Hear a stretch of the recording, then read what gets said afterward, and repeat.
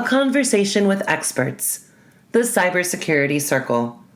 Please welcome Eddie Borrero, Vice President and Chief Information Security Officer, Blue Shield, California. He is joined by Diego Souza, Global Chief Information Security Officer, Cummins, Elizabeth Agosto, Global Chief Operating Officer, Information Security Division, BNY Mellon, Joel Johnson, VP, Chief Information Security Officer, and Classified IT Transformation, Lockheed Martin, and Tahjar Roamartinez, Founder and CEO, Cyber Warfighters Group. All right. Welcome, everybody. Good to see you all virtually. As it was mentioned, I'm Eddie Borrero. I'll be your moderator today. I'm really excited about this because we have such an amazing panel. We have a lot of experience on this panel, and I think it's going to be a great discussion. So with that said, let's get into it. We'll start off with introductions. The panelists, if I could just ask that you tell us who you are, repeat your name, your company, give us a little bit of your background, both experientially and where you're from, heritage-wise. And let's start off with Tahjar. Hello, thank you, High Tech. Thank you, Eddie, for facilitating this great session. My name is Tahjar Roamartinez. I am the founder and CEO of Cyber Warfighters Group, and I'm reaching out to you from San Diego. I am Afro-Cuban, first-generation American out of Brooklyn, New York. And I've been in cybersecurity for over just about 30 years, and I'm passionate about securing data. I am also a retired Army officer, so I'm a veteran. And I just transferred the mission of saving lives on the battlefield to saving livelihood and data in the cloud. That's great, Tahjar. Sorry, I butchered your name originally, so my apologies. It's okay. Hey, Diego, you want to go next? Sure. Thank you, High Tech. Thank you, Eddie, for hosting me here. So very pleased to participate. I'm talking from the great country of Texas, in Houston more specifically. I am the Chief Information Security Officer for Cummins globally. Been doing cyber for, about 20-ish years. So I want to hide my age here, right? So I still look young, but I want to hide my age. Proud Brazilian. So I don't know if we have a lot of Brazilians here watching us, but proud Brazilians that have won in this country. So proud to be here. Thank you, Eddie. All right, great. Elizabeth, you want to go next? Hello, thank you for having me here. Elizabeth Agosto, Puerto Riqueña, born and raised in New York. You could say I sort of grew up in the financial services industry. So I was at Lehman, I was at Barclays, and now my home is BNY Mellon. I've been here, what I want to say, close to almost 7 years. I was hired to, to direct, lead, and grow the information security division. So I've been here, as I mentioned, almost 7 years. And I sort of grew the organization from probably about 30 or so people to an organization of over 600. Cybersecurity was new for me. I was previously in the risk space and marketing and client services. So I would say that, in comparison to some of the other folks on this call right now on this panel, I'm probably the one with the least amount of cybersecurity years. But I have to tell you, best decision of my life, the most exciting role, learning and growing every single day in this field. It's super exciting. So happy to be here with you guys today. Awesome. And so I'll finish up. So I'm Eddie Borrero. I'm the Chief Information Security Officer at Blue Shield, California. I too have been in this industry, Diego, for well over 20 years. Maybe I don't look as young as you, but I feel good still. Cybersecurity has just been a passion of mine. And, I've worked in many different industries and for some pretty amazing companies. So I'll just mention a couple: Intuit, Electronic Arts, Amgen, spent some time at Workday, PG&E, Robert Half, and now Blue Shield. And along the way, I got to meet a lot of great people and work with a lot of great companies in the cybersecurity space. But I'm Puerto Rican by descent. born in New York, but raised in California. So I'm a coast baby, one coast to the other. But that's me in a nutshell. So start off with just a simple question. How has the pandemic impacted you in your current role today? And maybe Liz, you can kick us off. Sure, I would love to. I guess I would say, because of the fact that now we're all working from home and we don't have sort of that I'm working from home or I'm in the office, the majority of folks are now sort of working remotely. I think it's made us all hyper aware, right? We had to very quickly get used to some of the new challenges that working from home presented, right? In most cases, you can't print and stuff from home, right? Because you just have to be a little bit more diligent. You have folks around.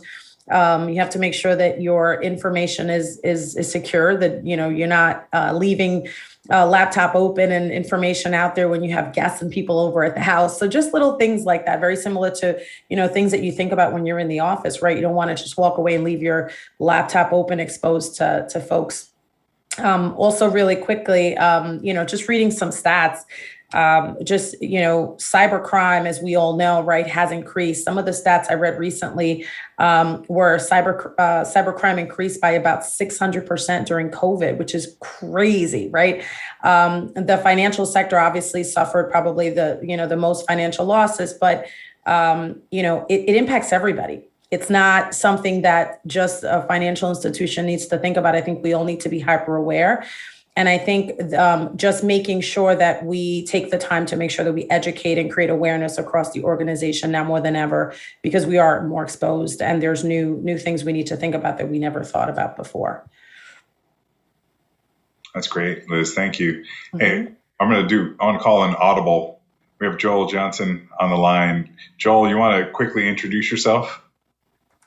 Absolutely. Thank you so much. This is Joel Johnson. I'm the Chief Information Security Officer for Lockheed Martin, so a large defense contractor. And as just noted, we have a long history of defending the corporation, our customer data, but certainly more recently and during COVID, we've had new challenges to address.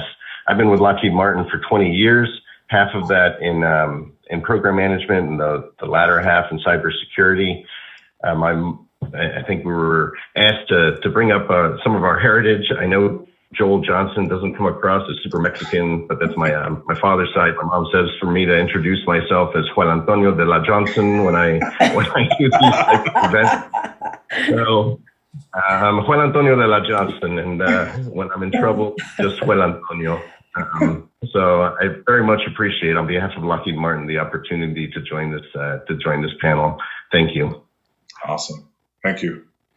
Okay, let's get back to it. So, Tahjar, the question is, how has the pandemic impacted you in your current role?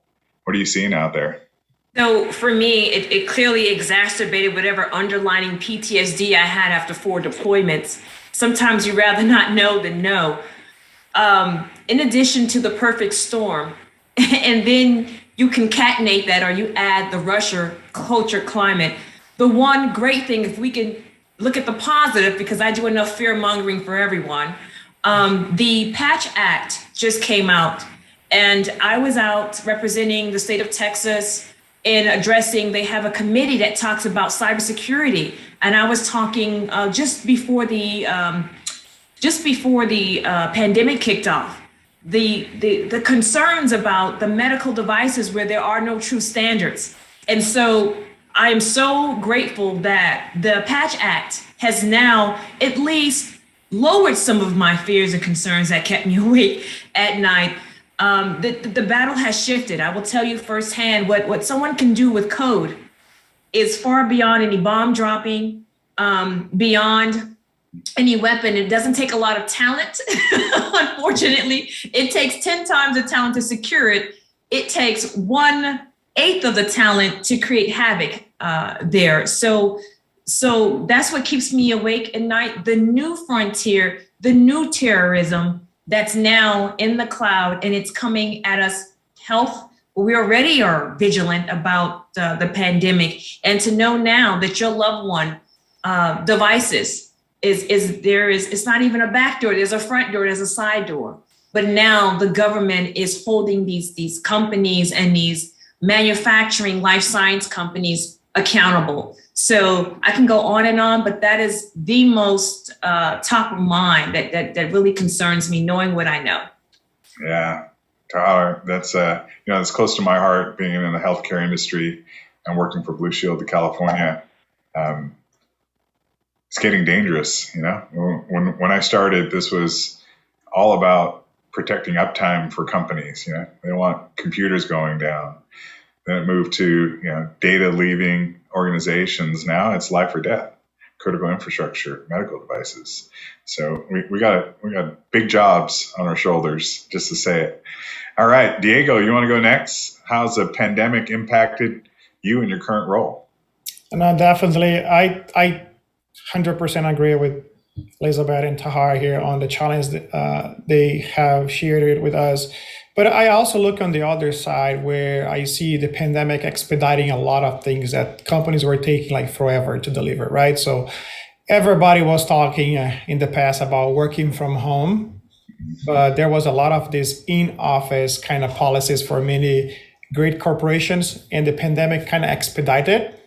And suddenly we had to work and implement technologies to allow those employees to work from anywhere, right? So basically now your network at your house became part of the network of the company, and then you have to think about all the security controls and all the elements you need to implement to safeguard the data. You need to safeguard the user there as well. But I believe also the working from home or the pandemic created a lot of fake news. Right out there, which has been used a lot by malicious actors to try to break into systems through social engineering, social media, all those type of social attacks that we used to talk. So, and I believe it's for companies like Cummins, we were never 100% working remotely because we have manufacturing, and unfortunately people from manufacturing, they need to go to the office, to the shop floor and work from there. And then you have the office people that can work from home. So you have to balance those things. But I also believe that the pandemic helped the cybersecurity organizations from a talent standpoint, because Cummins, for instance, is a company, the headquarters in Columbus, Indiana. Not everybody wants to move to Columbus, Indiana, right? Very cold during the winter, very small town. So this whole concept of working from home create benefits for companies that now allow people to work from anywhere. So you have a better option to find talents in any locations. By the other side as well, you're not creating a lot of challenge because people are taking talents from each other, right? So we are competing for the great talents out there. So I think the pandemic for sure create a lot of challenge from a cyber standpoint, everything that Elizabeth at Tahjar just mentioned, but also create another opportunities as well that I think we are taking advantage of. That's great. Thanks, Diego. Yeah, the people side of it's been quite interesting. We'll get more into that, but when the pandemic started, I was working for a company called Robert Half, and admittedly, they're one of the world's largest staffing companies, and they do a lot of temp staffing. So, helping companies try to figure out how to hire people on a weekly basis or a monthly basis or project basis during a pandemic is crazy. All right. Joel, you're up next. So how has the pandemic impacted you in your current role? Well, we put in proxies that block video and Zoom when we're on vacation. So I apologize to the audience, to my panel, for not being on Zoom. I did try to troubleshoot just before. The upside is I am on spring break with my kids, and I was able to get connectivity, and I did behave myself all day for you all. So I'll echo the sentiments that were provided, both in terms from a cultural perspective of the when, where, and how we do work. Lockheed Martin, very traditional in that sense of you have to be in a facility, you have to be in a building. We had about 3% teleworkers in March of 2020. By the end of April 2020, we had over 50% of our population working from home by mandate, and those who in order to protect those who needed to go to a facility, mostly manufacturing. You can't make an F-35 from home, and in those who worked in classified arenas. But what that meant is, just as was noted earlier, the infrastructure needed to quickly be enabled to accommodate that population working from home. We had to ramp up to 99,000. We have 114,000 employees, 105,000 in the United States. We had to ramp up VPN enablement to 99,000 in just a couple of months. We had to increase our gateway bandwidth we have one in Denver, one in Valley Forge, Denver by 400%, Valley Forge by 100. We had a 70% increase in our Skype capabilities, which meant, deploying Skype servers quickly. And then to the earlier point, it really did accelerate some of the things that would have traditionally taken months, especially collaboration tools, the use of Zoom. We were using it as a beta. We quickly acquired thousands more licenses, deployed it. We deployed Box and Slack in a matter of weeks, where the rollout plan actually was intended to take, months and months.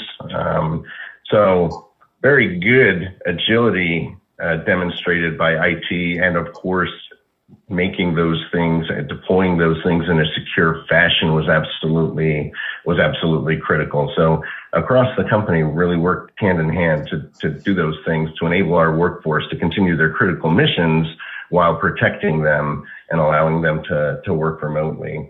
And a lot of what we've done since then has been, again, looking at that cultural aspect of, if you forget the cybersecurity component for just a moment and look at the where, when, and how we do work, Lockheed Martin has gone from mostly a 980 work schedule, so every other Friday off, to a 410 schedule. So we do Monday through Thursdays, 10-hour shifts, and every Friday off.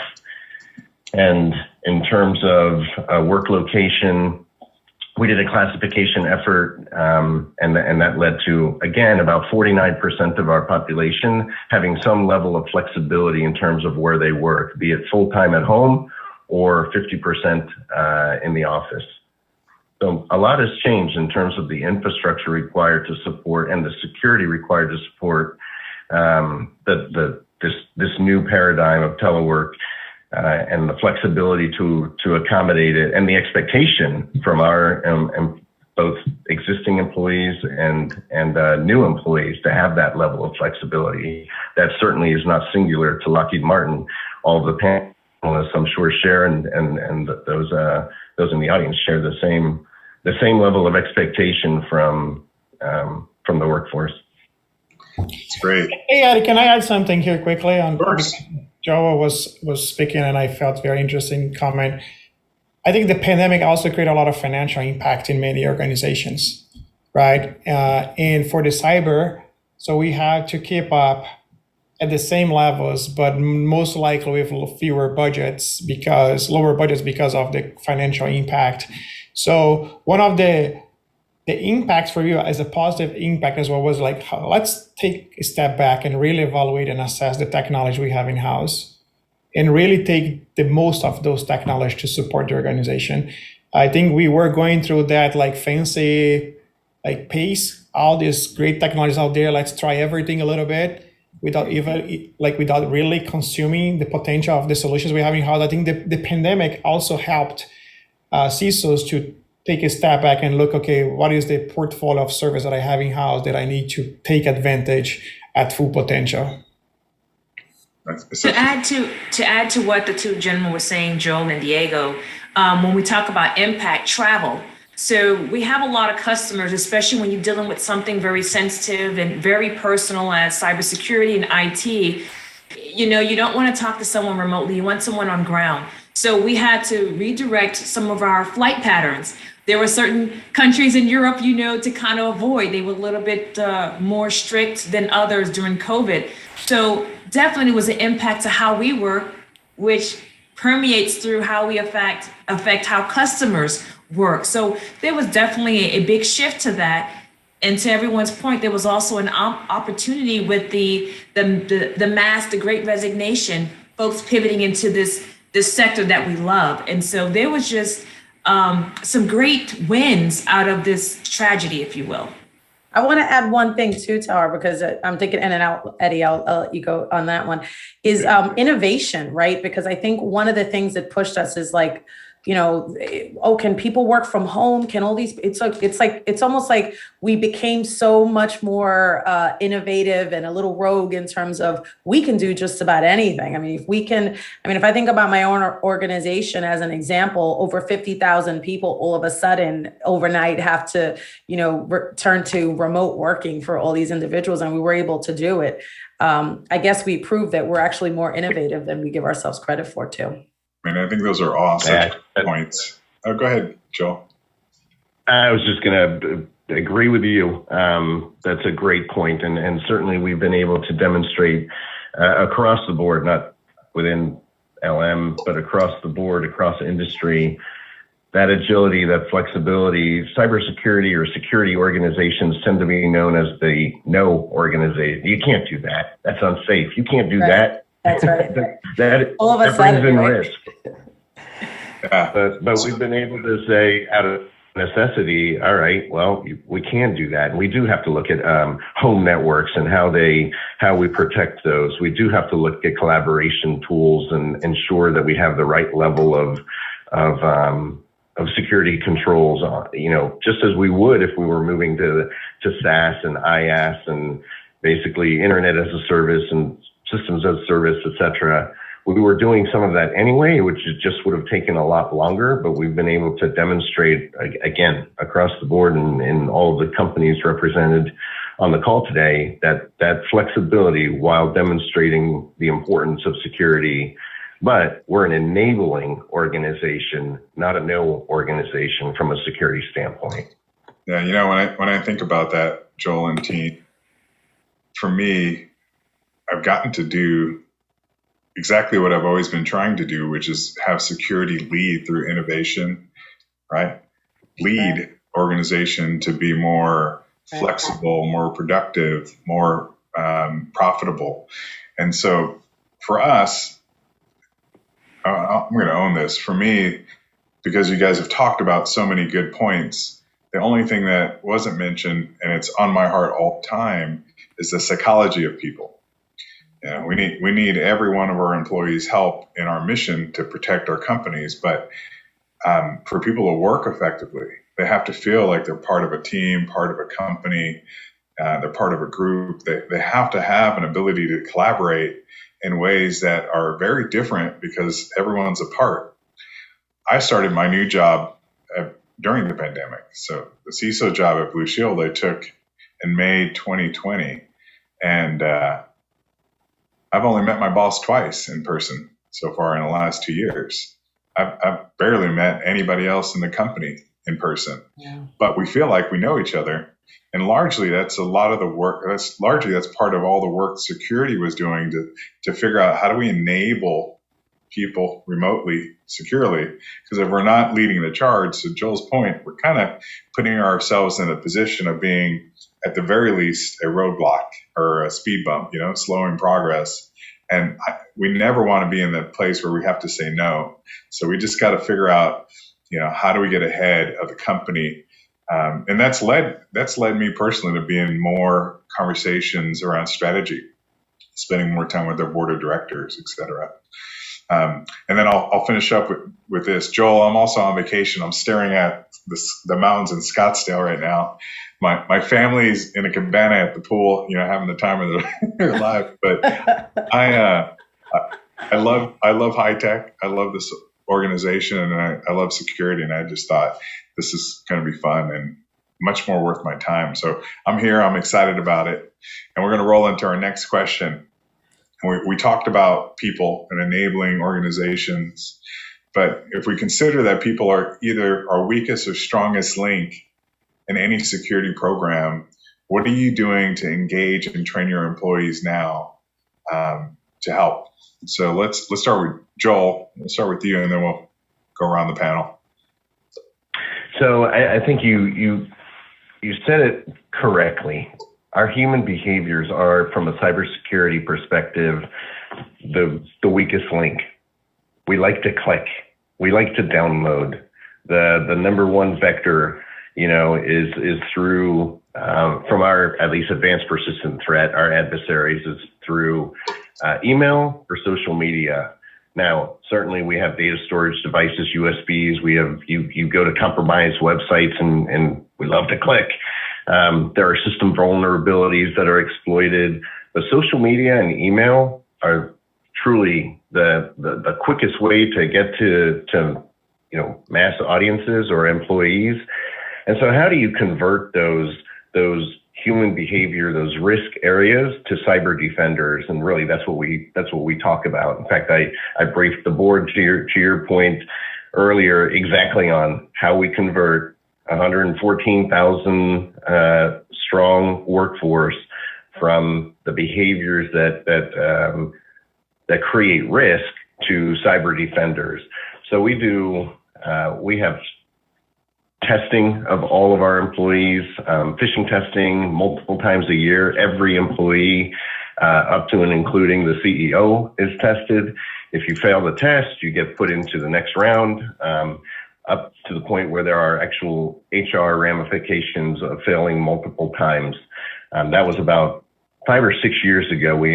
Probably about 8 years ago, we implemented the HR policies that if you continuously fail the cyber tests, then there can be ramifications. We do new, up from orientation, we have a cybersecurity component to the orientation training. We have annual training. We have it's just repeatedly giving the message that every employee is a key to being a cyber defender. And, especially now, where we have the escalations in Eastern Europe, it's been very critical for the defense industrial base, or the DIB, energy companies, healthcare companies, where we anticipate targeting from certain nation states to increase, to disrupt our daily operations. So we are looking and anticipating disruptive attacks such as denial of service attacks or destructive attacks, which would include ransomware, but really not for financial gain, to disrupt data and interrupt operations in any given company. So the need is ever present, but more so than even in the past for our employees. And so we do articles in all employee emails and all of those kind of things to reinforce the message over and over.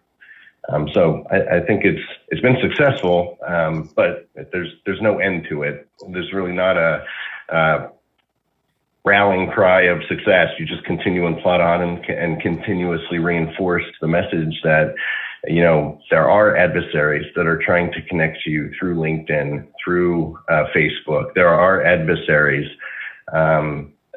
criminal groups or nation state adversaries that are targeting certain industries and trying to do disruptive, destructive, or espionage, exploitation, or exfiltration of data. Over.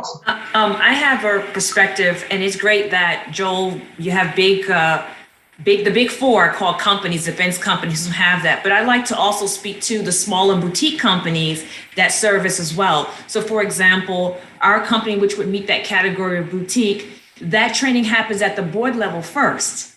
And so we do it in tandem at different tiers. So for the board level, there is annual training. There are tabletop exercises that we conduct at the board level, and it's role play. What happens if this committee? What happens if there's turnover? And so that's a problem when volatile, or you're having discussions of mergers and acquisitions. So it's that level of engagement.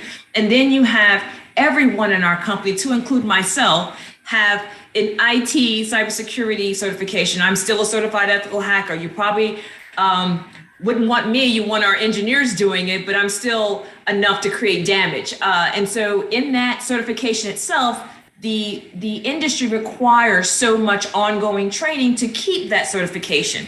And then every time there's an engagement with one of our Tiger teams, we definitely do lessons learned after action reviews so that we cross-pollinate. The issues that's happening right now in Brussels may not have hit Miami yet.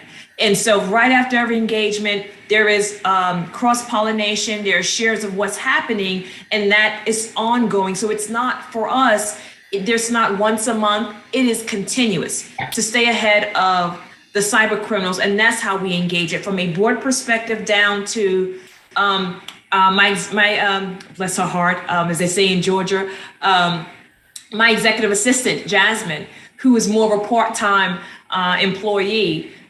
She has a level of training about emails, directly pointed to what she does. And that's how we engage it at a custom level so that it meets everyone's needs to stay on top of mind to what they do and knowing the cross-pollinate other people's jobs and what they do. So that's how we engage that for more boutique companies.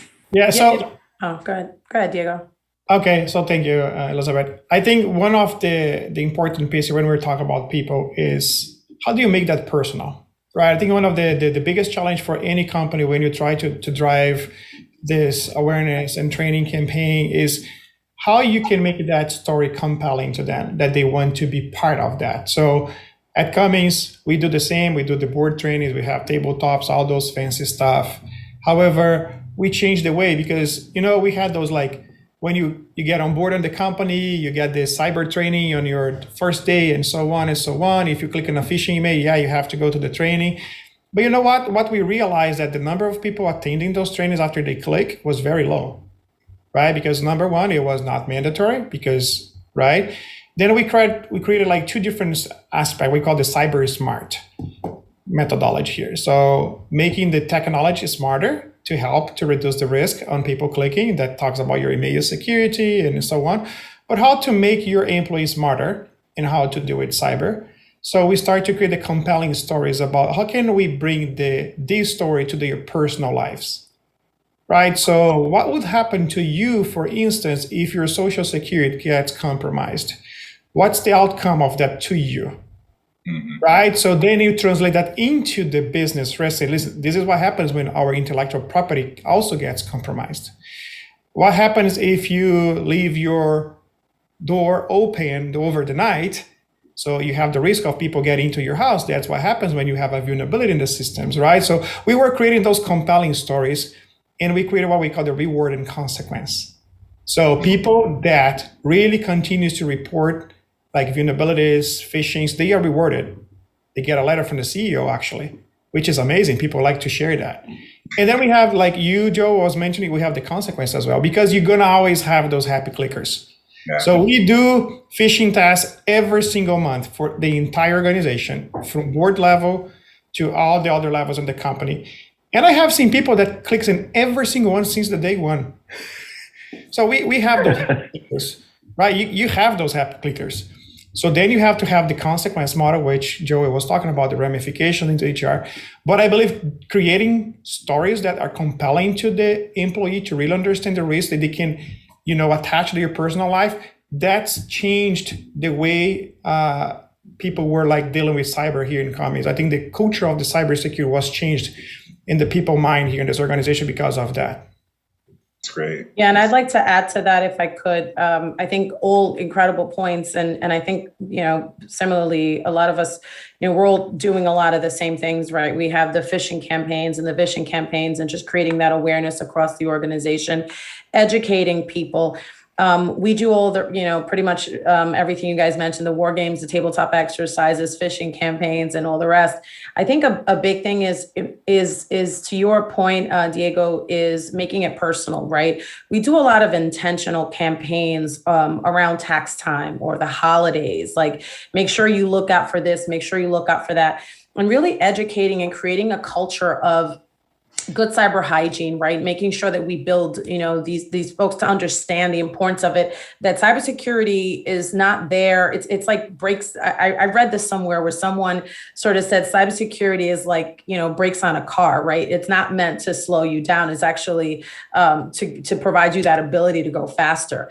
And I think when people start to understand why it's so important, and that the good habits that they develop at home and at work, right? It's going to translate, because, especially now that we don't have much of the home versus the office as much as we had in the past. I think it's important for people to understand why it's important, why those controls are put in place, what can happen. Because I think people mostly take chances at work because they know we've got the firewalls and all the protection, more so than they probably would at home, right? They won't go into certain websites at home because they know they don't have the security. So they'll attempt to do these things probably in the office thinking, if anything, I won't be allowed to go through or whatever. They have all this virus protection, et cetera, et cetera. So just again, education, awareness, consistent, very intentional, and just year-round campaigning and educating so we can build ambassadorship. And just to finish the topic, Eddie, because I think it's important, also the culture of the no, right? So cyber was seen as the organization always tell no to everybody. No, you cannot do. So we changed that for yes and or yes but. Yes, we're going to support you, but you have to, and those controls need to be implemented. Yes, but these controls need to be implemented. So it's more supportive. So they feel more compelling to work with us as well. Absolutely. I also use the yes, but not now. We need to do something else. But, I love all the commentary. This is admittedly a passion area of mine. I love people. And Diego, you said it really nicely. You got to get people to care. And so the only way you can do that is you got to connect to their heart, right? Give them something to care about. And so what we've done is we built an advocacy community. We call it the Data Defenders. And we do we do all the things that we're talking about. Plus, we do things like we'll do short, 5-minute animated videos of real employees. And so people get a kick out of it. They get to see their peers, their people talking about what they can do to help protect the company. We also have a social site where we just share tips and tricks on mostly how to protect yourself at home. So Diego, you mentioned the social security numbers, but hey, you got teenagers. Let's talk about social media. You got little kids. What do you do with their iPhones at night times or iPad, and how do you protect their identities, right? And it's a shocker when you're turning 18 and you realize your identity has been stolen and used all over the country to purchase homes, and your credit score is in the tank. So giving people something to care about. And then in turn, also building out we call it an ambassadorship, but getting key people in each part, in different departments, to be the voice of security for their people. And then lastly, we rolled out something that I think is amazing. It's a monthly, just personalized report to each employee on how well they're doing in protecting the company. Not just, did you click the link or not? But let's show you, hey, you didn't click all these real phishing links. You reported this many. Your password is strong. Great job. You're indestructible. But giving them some advice around what they can do every single day to protect the company. And we're moving to a place where if you're an accounting person, you're going to have different things to do. You're on the floor or you're on the call center, you're going to have a little bit of different things to really pay attention to. But people, it's super important. But I know we're running out of time, and I wanted to at least get a couple of audience questions in here. And Liz, this one I think is directly to you. It says, have you felt imposter syndrome going from one area of IT to another? How do you deal with it, if so? Oh my God, absolutely, 100%, for so many reasons, right? Again, when I joined cybersecurity, I didn't have a technology background. My background was mostly in the risk space. So, walking in and not being, an engineer and having years and years of technical experience, it was a little bit, you get that imposter syndrome, right? So always feeling like, oh, I have to prepare more than this person or that person, or I have to make sure that I learn this, or I have to. So I was a little hard on myself, a lot hard on myself for a very long time. But it also made me better, I think, too, right? Because, and also in a different way, like I've heard some of my cyber peers say, cybersecurity professionals are just, they're pessimistic and they don't believe in anything and they're always questioning things. And I look at things a little bit differently. Even just solutions, right? When I came in, it was like, we need to scale this cyber organization and we need to hire all these people. And I'm like, yeah, we can absolutely do that. I'm going to come up with ways. And I kept hearing how hard it was to recruit people. And I'm like, how is it so hard to recruit people? We put job specs out there. We come up with new innovative ways to hire and we'll find people. And I think a little bit of that, a little bit of the ignorance from not just being born and bred in the cyberspace helped me actually to think of new and different creative ways to scale our division. And I guess it worked because we went from probably approximately about 30 or so people to a division of over 600. So doing something right, obviously. So I would just say tread forward. If, all skills from what you've done in the past are definitely transferable. And if you go into cybersecurity, know that is an area, as is technology, that you're always going to have to continue to learn. So you have to be passionate about always building and developing your skill set. And if you have that passionate curiosity and that wanting to learn and grow, cybersecurity is amazing, a place to build a career. And we are all hiding, right? And we are all hiding, just for awareness.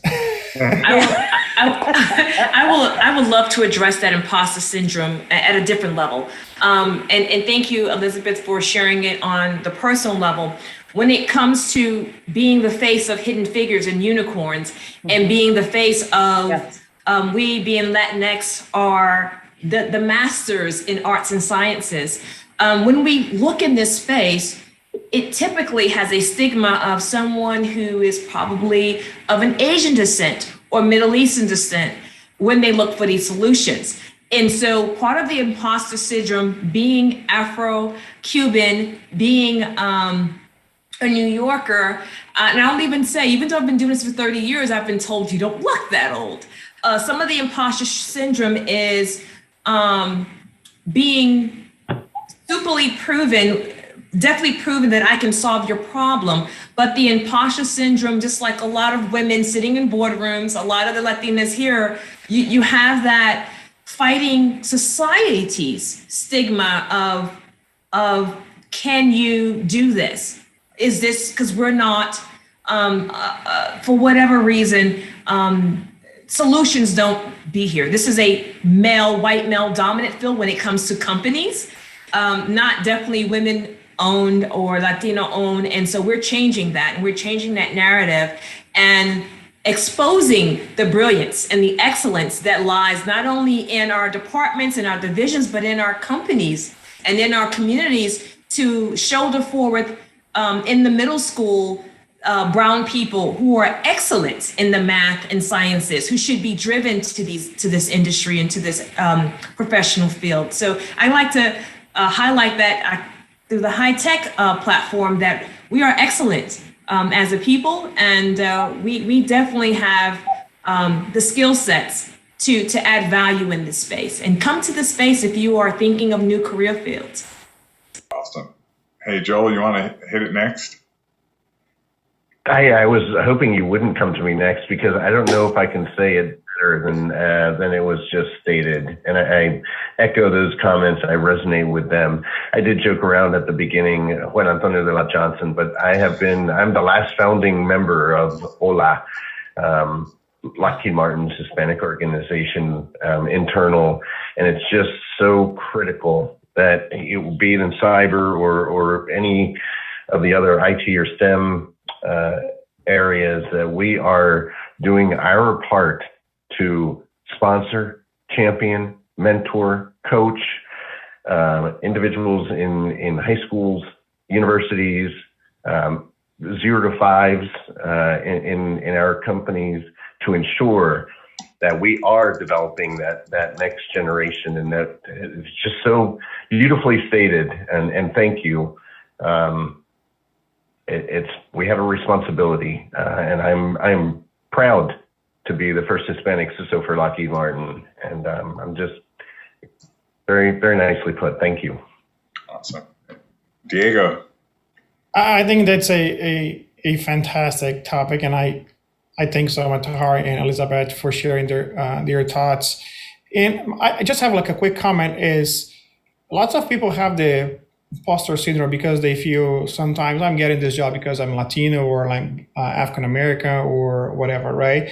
No, you're getting that job because you're capable, right? Company does not rest positions just because of diversity. They look for capable people. So if you're getting a position, it's because that company believes you are able to execute no matter your gender, your race, your ethnicity, you're getting that because you're capable. I just want to say that. Yeah, that's fantastic. I mean, I'll share the same sentiment where you're not only getting the job because you're capable, it's because you earned it. You have the skills that it takes. And when I deal with imposter syndrome, I deal with it a lot. I've been asked, I've only worked at my current job for 2 years, and I've been asked to run 3 different departments, one of which was a business department, 2 of which were IT departments, which I had some experience in. A lot of those were interim kind of roles, but all of them were very executive level facing, let's just say that. And so I have the benefit of actually having an executive coach. I call it my work counselor. It helps to work on the things that stop us between our ears from moving forward. But when I deal with imposter syndrome, I have this thing I think about. I think of myself as a balanced warrior. And how would a balanced warrior react to fears of not feeling good enough? They would lean on their strengths. You have skills. You have strengths. That's why you're in the job. That's why they're picking you. And for us, Hispanics, I think it's hard because many of us are humble and we're grateful to have a job. And, we don't aspire to do more. I aspire to be the best I can be every single day. I want to be the best dad, the best father, I said that twice, best husband, best worker, best friend.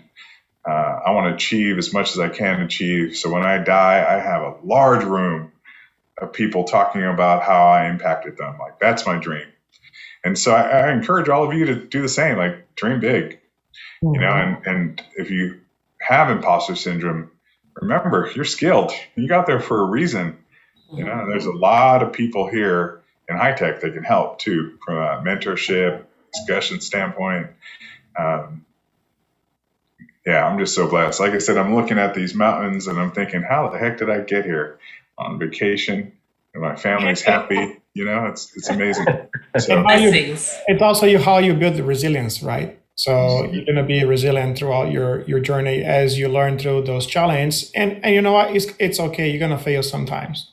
And that's just keep reinventing. Right. And just keep reinventing yourself, right? I mean, it's ongoing learning, always learning, networking, meeting new people, understanding and learning new perspectives and ways of doing things, right? And I think, if we continue to build our own skill set, innovation, and grow our network, that'll help you definitely along for sure. And ask questions. Don't be afraid to ask questions and ask for help, right? We all need it in some way, shape, or form. So to Eddie's point, it's okay to be humble too, right? And vulnerable at times. It just shows that you have a growth mindset and you want to continue to learn. You're not always going to know everything. And so if you approach things from that perspective, you're always going to be in a growth position for sure. Well, panelists, our time's up. I just wanted to say thank you so much for all your great wisdom that you've shared and this experience. It's been great. Appreciate it. Thank you.